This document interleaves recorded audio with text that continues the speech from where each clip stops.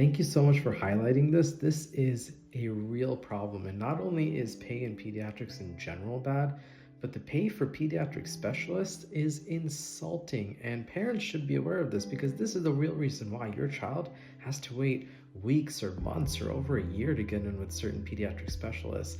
And obviously, with children's health and children being very complicated, delaying their care because they have to wait months or a year to see a specialist can have some bad repercussions in a child, but nothing seems to be getting done to fix this issue.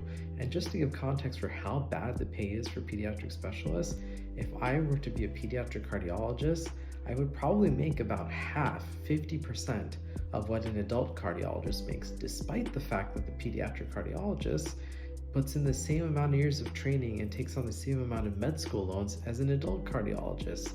So imagine you go through over a decade of training, you work incredibly hard, just like the adult specialist, but you make half the pay. Like, that's not reasonable. And the real slap in the face to this is certain pediatric specialties like infectious disease actually make less money than general pediatricians despite 3 more years in training to specialize. So me as a general pediatrician, if I gave up my attending salary and income, went into training again for 3 more years, took a pay cut just to be a student, basically, I'd come out of it making less income than I do now. So who would sign up for that? It's ridiculous.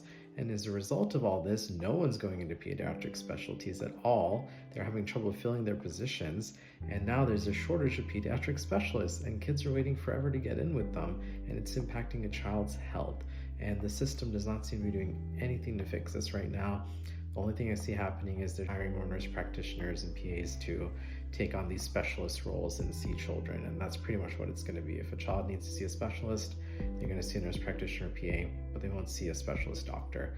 And the real kicker here is that not only is the pay less, but pediatric specialists have to train longer than adult specialists in a lot of cases.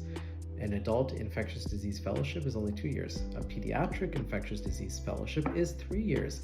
Some bright mind up in the American Board of Pediatrics or wherever decided that all pediatric specialties have to be 3 years, whereas many of those same adult specialties only do 2 years. So they're making pediatricians train longer and paying them less. And obviously that's a recipe for disaster and for a worsening shortage.